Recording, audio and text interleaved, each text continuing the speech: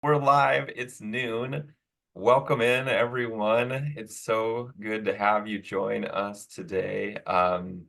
We are going to this is our first Career Fundamentals of 2024, talking about networking in the new year. So as you join in, feel free to follow along in the slides, which our wonderful producer Julie will add to the chat, and feel free to pop in questions as you think of them. We will have a Q&A portion at the end, so if we don't cover it as it comes into the chat, we'll try to catch it towards the end. But thanks again, everyone, for joining in. So here's the ground we're going to cover today, and a bit about our timing and our format. So we are going to try to cover all of our content from 12 to 12:30, in part because we know some of you might need to jump at 12:30, and that's totally fine. But we're going to cover our content on barriers to networking and tips and tricks and resources to overcome and get around those barriers. And then at 12:30, if you're able to hang on, we'll do some Q&A and also some action planning. I have a guided goal setting activity that will walk you through. But before we go any further with our agenda and get into the actual content, I want to take just a moment to do some intros here. So I'll start with myself, and then I'll pass it over to my co-pilot on this journey today, Coach Nicole Centannie. But so I'm Will O'Brien. I'm a coach here at Carlson in the grad school, in the Carlson Business Career Center, or CBCC. And I work with working professionals. So a lot working professionals in our part-time and online MBA program, as well as some specialty master's programs. So if you're a current student or you're alum of our grad school or our undergrad school, welcome. So glad to have you. So I'll turn it over to you, Nicole, to intro yourself. Thanks, Will. My name is Nicole Centannie, and I'm the alumni career coach at Carlson. And I am here to support both undergrad and graduate school alumni. And if you have any questions after this presentation about how to set up an appointment or anything like that, feel free to reach out to me about that. We have a lot of resources on our website because we recognize that your career is ongoing and it's throughout your lifetime. So we want to support you in that. And I have to say, I am a New Year's resolution enthusiast. And so thinking about goals for 2024 is an exciting topic for me. So I'm looking forward to spending the next 45 minutes with you thinking about how you might be intentional and strategic about your networking goals this next year. Oh, that's great. Great tie-in, Nicole. Yes. So our following slide after this one, we'll be talking about New Year's. But as I'm talking about that, you also have a prompt here. So I'd love to see in the chat, what gets in the way of networking for you? If you saw on the last slide on the agenda, barriers, you could think of that, like what's barriers, what's stopping you, but essentially, what gets in the way of networking for you? Add your answers into the chat.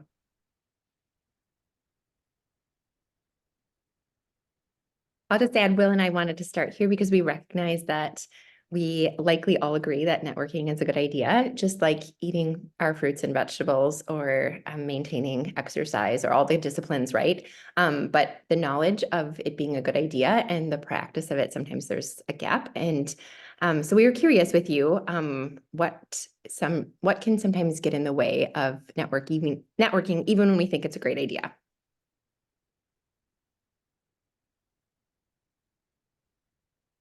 Yeah, so as you're adding those things, I want to continue to move forward as we go through this slide deck here, but would love to continue to hear what gets in the way of networking for you. Okay. As Nicole said, New Year's. And so we use that term in the title here.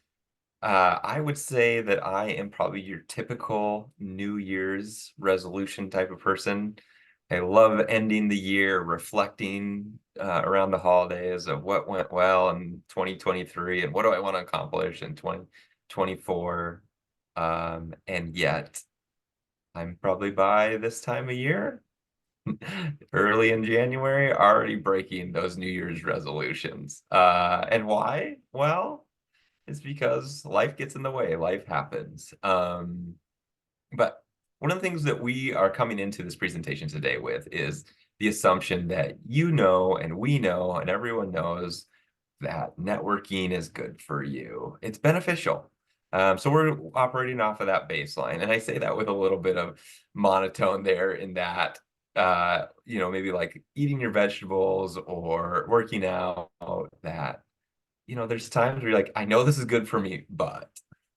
And so, like I put in the slide here, we know that networking is good for our career growth, for our professional community, and yet we know that it is not easy. It's not. It takes time. It takes preparation to do it well. It's intimidating. It can be awkward. There are a lot of things that can make networking a challenge. And so we know that this is something that gets in the way, is a barrier. So part of the reason I do this, I take time to name these barriers and give you the chance to name is we want to name these barriers or these obstacles to networking ahead of time. And also today, hopefully, Nicole and I will equip you with some solutions to have ready when those barriers pop up. Mm. Okay. I'm just seeing Julie's note. So if you want to pop in your barriers, we can collectively nod of the shared experience of some of the challenges of networking. Right. Yeah. Yeah, sorry about that. As we try out and try to optimize these webinar experiences here, noticing that we're, fine-tuning things as we go through. So thanks for understanding there. So the next thing that I want to highlight here is I want to highlight, although I do, assume that we all know that networking is a benefit, just grounding ourselves that these well-accepted facts out there are, again, referrals, often through networking, are the #1 source of all external hires.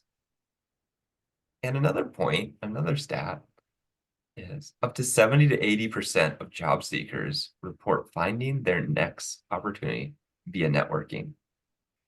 So as you think about your next job search, or you think about a job search that you are actively in right now, and Nicole and I hear this, and all the coaches hear this all the time from job seekers, is not hearing back from applications that they've sent out, Mm. not landing that interview that they think they're a really good fit for. You know, with that, it's how's the networking coming along? How can you leverage networking, the most effective use of your time during your job search? Mhm. So I'll turn it over to you, Nicole, to walk us through the first barrier that we want to address today. Yeah, well, first of all, we know everyone's life is full. And like Will mentioned, we spend our days talking with people who are job seekers and hear all kinds of barriers and relate ourselves to those too. And so one of them is just being time. And so we want to start here. So as we think about 2024 and goals that we have, I often reference James Clear's Atomic Habits. He gives some really good, if you haven't read that book, I recommend. He has just some really good insight onto how we take good ideas and put them into practice. And so starting small and easy, building habits that have ease make a really big difference for our ability to stick with a new habit. And he has several suggestions for the consistency piece in that.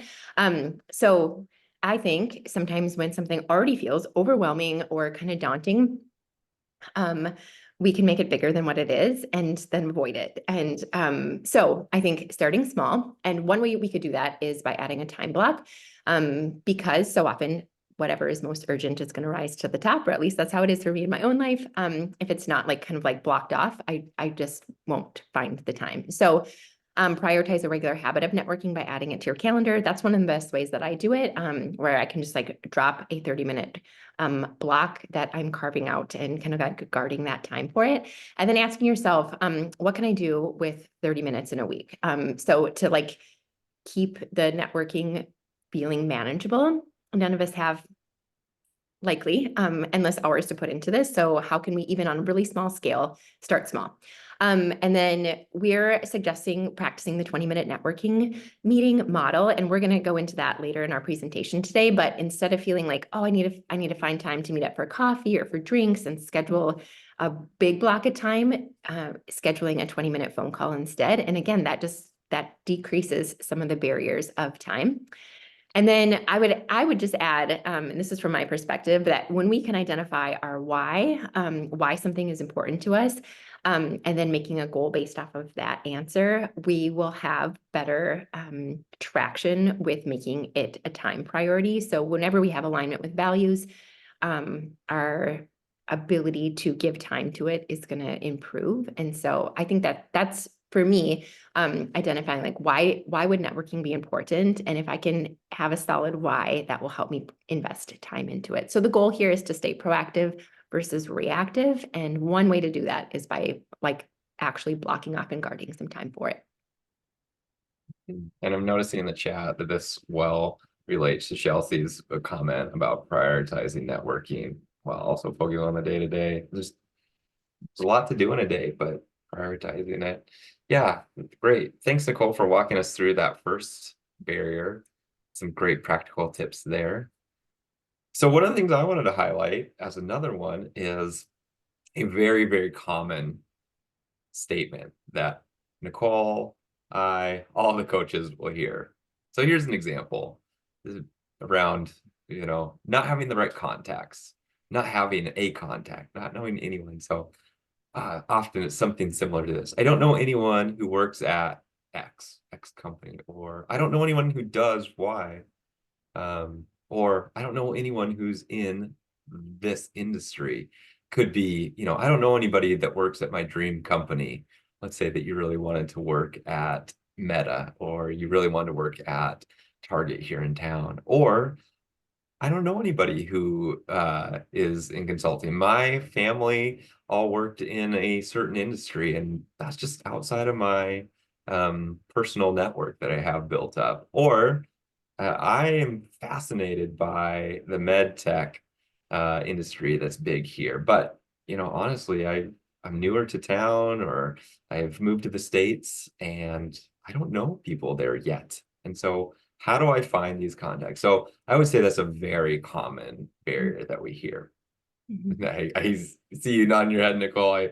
Yeah, it's just such a common thing. And so one of the things that is wonderful about university communities, especially a great solid school like Carlson, is a great alumni community. So I have some links in here, and you have access to the deck already to be able to poke through, but also send a follow-up email with this deck, as well as the resources that we have tied throughout this. But this link here directly, and if you are in the deck right now, feel free to click on this 50,000 plus CSOM alums on LinkedIn. And so what this link does is it takes you to the University of Minnesota, Carlson School of Management, that's how it's titled in there, to the alumni tab.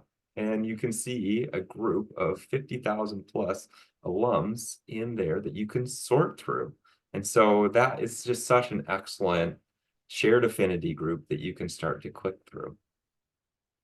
We also have a strong group on LinkedIn. And so that's that second link there, the 18,000 plus CSOM group. And so there's about 47 Carlson affinity groups on LinkedIn groups, but this is the biggest one. This is the biggest, broadest one. And so this is great because you can not only search through these alums, but you can also have free messaging to them.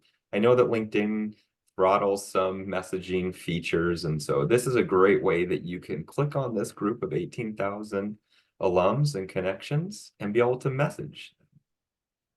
And then finally, the broader U of M community. There are LinkedIn groups for the U of M community as well, but the Maroon and Gold Network is a resource, a platform that our university-wide alumni office has that you can use and click through and search for people that have opted in to be resources for students and other alums. Mm. Nicole also mentioned our book that this presentation is based off of, the 20-minute networking meeting, and I'll go deeper into that in future slides. But one of the things that's mentioned there, and a concept that you've probably heard, is different degrees of connections. And in the book, the authors refer to having third-degree connections. And often it's like, well, you don't know anybody who works at X or does Y or is in the Z industry, but you don't always know who they know. And even if you do know most of their connections, you don't know the network, their connections, those third degree connections, the people that are a couple away from you. And in the book, they talk about how that's often where those roles and those insights and referrals come from, is starting with someone that you know, getting introduced to someone else, getting introduced to one more connection away, and all of a sudden you're in front of the person that's in the company or role or industry that you're interested in. So just continue to think of, it's okay to start with people that aren't exactly in the role that I want to be at, but I can leverage that relationship or my classmates and the alumni community to start getting closer and closer to my end goal. Okay. Pass it back to you, Nicole, to cover our next couple of barriers here. Okay, our next barrier is not knowing what to say. And I know that I saw this in the chat, just feeling kind of awkward about this ask. And so we want to set you up really well. We're again referencing the 20-minute networking meeting, another book that we utilize a lot in career centers in general do at the 2-hour job search. So some of the principles we're drawing from there. But simply introduce yourself, state how you're connected and how you got their name, and then the purpose for contacting them. And so where we want to focus is your interest in their line of work or company or industry, and what you would like to know more about. And so here we want to focus on being clear, that you're seeking to learn about their experience, keeping it them focused, and focusing on asking for their insight versus asking for a job, and learning, just like in general, learning from their perspective. And then because time is a barrier for all of us, keeping the ask to 20 minutes, that should help people say yes to your request. So that is an outline for you. And then I have a couple of examples. So if we want to head to the next slide, if you're reaching out on LinkedIn, and I'll say with a lot of the appointments that I have, people will say, I'm aware of LinkedIn.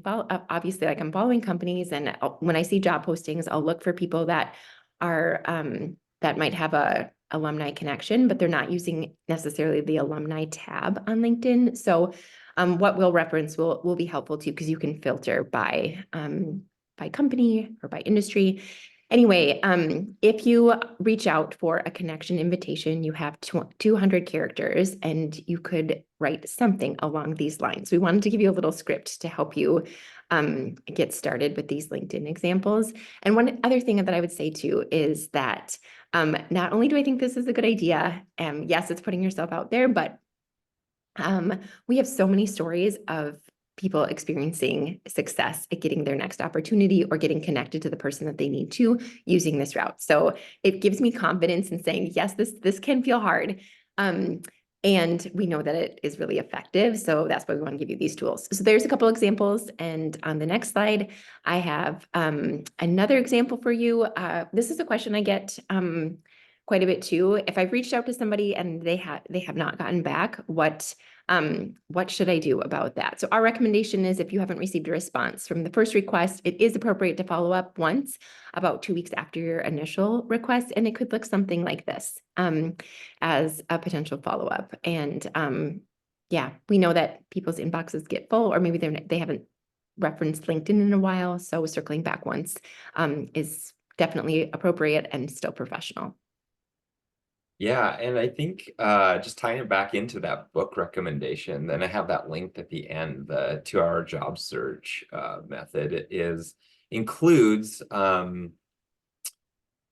what to do for following up, when to follow up, how to follow up, things like that. And so there these two books that have very similar names. They even both have the number 2 in them, the 20-minute networking meeting and the 2-hour job search, both very tactical books with very prescriptive ways to go about these things. And these questions of like, when should I follow up? This could be awkward, or how do I do this? These two authors really, really make it pretty clear. So can't recommend those books highly enough. So Nicole, glad you mentioned that other book that is just such a foundational MBA business school type of book. Mm. Okay, so here's a picture of it.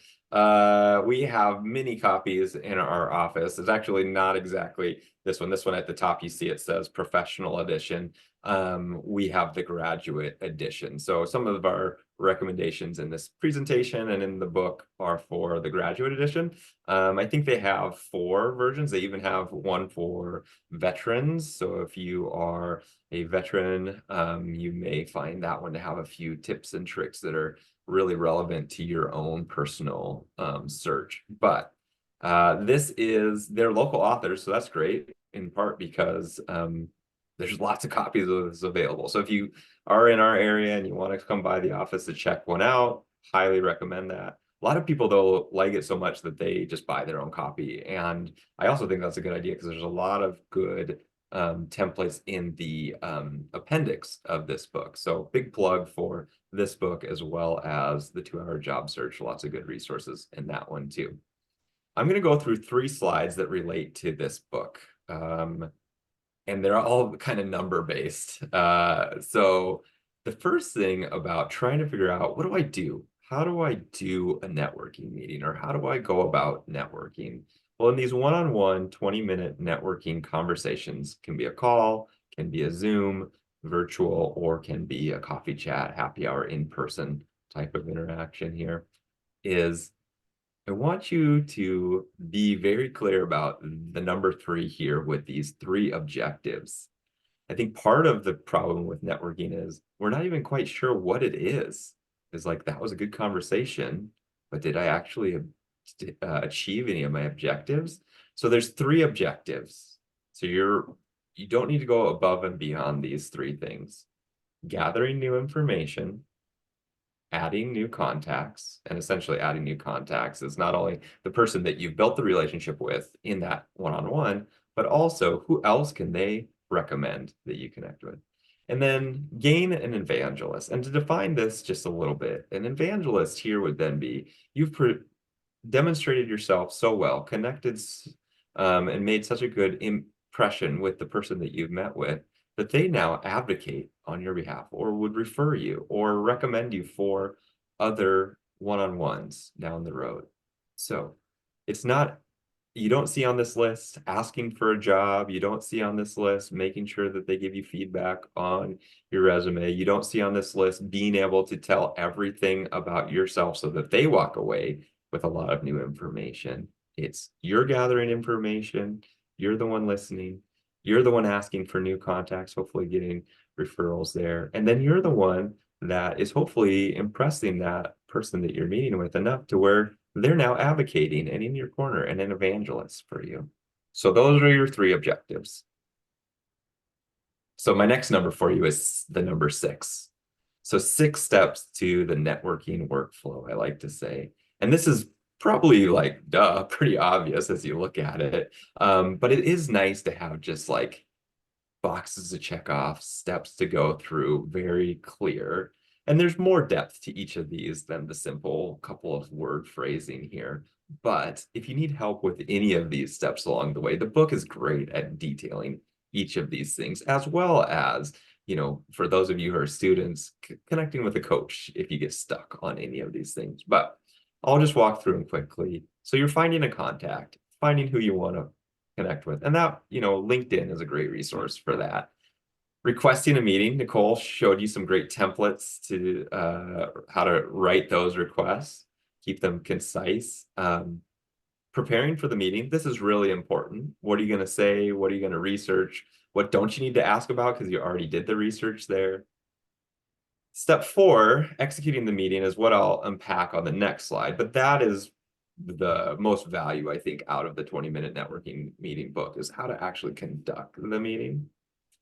And then the difference between follow-up, stage 5, and step 6 of stay in touch is following up Could be, a quick thank you. It could be letting them know that you took their advice. But staying in touch is ways to keep that relationship warm. Maybe it's a once a quarter or once a year kind of reach out there, but making sure that you are staying in touch with this new relationship that you've developed. Okay, there's a lot of text on this slide, and I'm not going to detail every piece of it, but I do want to demonstrate what the 5 steps. So here's our next number, the number 5, are 5 steps in leading, and I use leading intentionally because you're in charge, and the authors are very, explicit about you're the one that's calling this meeting, you're the one that's leading this meeting. And so you're the one that we really want to make sure that you know that you're leading this meeting. But step 1, and you can see next to these steps, the amount of time dedicated. You might be like, whoa, that's fast. But really, you can get through these things. So number 1 is making that great first impression. And you can see these all start with great. But a solid first impression is, setting that agenda, showing up well, making some brief small talk. Those are the types of things for that great first impression. And the book, again, has lots of great details in there. Step 2, the authors use the word great overview. You may hear from us coaches the TMAY acronym, or tell me about yourself. And we may say, well, that's 1 to 2 minutes or longer. But basically is you give a background overview of who you are in 60 seconds is their recommendation. We're okay with you going a little bit longer and making this your own. And the authors would say that as well. But keeping in mind that 60 seconds is all you really need to be talking about yourself, because you're really there to learn. Talking about your experience, your education accomplishments. Okay, the bulk of the meeting, you can see 12 to 15 minutes, is around the great discussion. And in the book, they talk about 5 key questions. We only highlight 4 because we think the 5th question can be awkward, is unnecessary, and doesn't fit in all situations. So we're really going to just highlight the 4 questions. So the 4 questions that we want you to ask in this structure is 3 observation plus related questions, and the authors go in detail about what that formula looks like. But basically, you're preparing 3 questions that you want to ask for information. And you can see in point 3B there, don't waste a question on something that you should already know from your research. So the last question that you part ways with from the great discussion portion is asking for other contacts. Who could you introduce me to? Or based on our conversation today, is there anybody else you think it makes sense for me to talk to? That is how we want you to wrap up the discussion. Now, the meeting's not over. You have the great ending. One of our other colleagues, Coach Bridget Marty, likes to talk about the Minnesota goodbye. She's from Wisconsin, so maybe they're a little bit more efficient on the goodbye there. But basically, the authors are in lockstep here saying, don't linger. Don't have this go on forever. Just review the next steps, express your gratitude again, and wrap up. Because then some of the work continues into the great follow-up of within 48 hours, sending that thank you, tracking everything that you're going to do, and then continue to do the ongoing updates as needed. So again, I went through this overview very quickly. It is the bulk of this 20-minute networking meeting book. And I appreciate that Hyanna added into the chat that this is an ebook. I have been listening just as a refresher to this book, and it's about a 3-hour listen. Or if you're like Nicole and I and you listen to things on double speed, only about an hour and a half to listen to the whole book there. So this is a highly, highly recommended concept to get your mind around so that you can execute your networking meetings in this fashion. One thing I'd add here with this format of approaching an informational interview, you have control over the conversation in a different way than approaching it as I'm just gonna see where this conversation goes. And I think that can help with potential awkwardness when you're like, I'm like making it clear that I'm coming prepared that I have specific questions that we're in agreement on the objective and the next steps for it, versus like landing into this like unknown space. And so, and I think it leaves such a favorable impression with a contact to show your preparedness, to show your professionalism, to show your like strategy and intentionality with with your search process. And so that is like one of the benefits, I think, one of the many benefits of this format. Yes, definitely. Good add there. So one other thing I want to call out as we wrap up our content here is the additional myths portion. These are myths, these 7 are straight from the book, and they are all addressed in the book. So we didn't address every barrier there is to networking, but we addressed 5 of them here for you. But there's more. There's more for you to continue to think about. And so if you're like, how do I either frame my thinking around this or think of strategies to not feel like an imposter when it comes to networking, these additional myths are addressed in the book. So just wanted to highlight that briefly for us.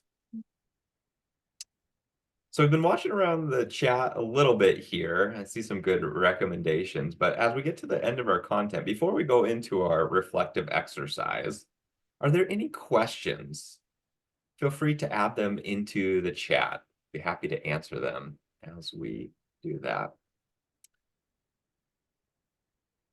And as we transition into the Q&A portion and into the reflective exercise, I'll ask our wonderful producer, Julie, to add into the chat the link to opening up a worksheet that I will use for our reflective goal setting process as we go forward.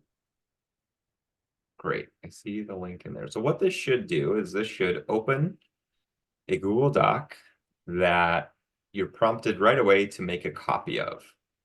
And as you go through that process, you should be able to have your own version that you can type in freely. I will say that if for some reason you're not able to access it, it's okay, because I have all of the prompts on the next slide, as well as you can simply just write this or type this into any document, your answers for these follow-up questions. But again, if you have any questions about any of the content we've gone through in this first 30 minutes, let us know in the chat. We'll keep monitoring that as we go through. But not seeing any questions yet come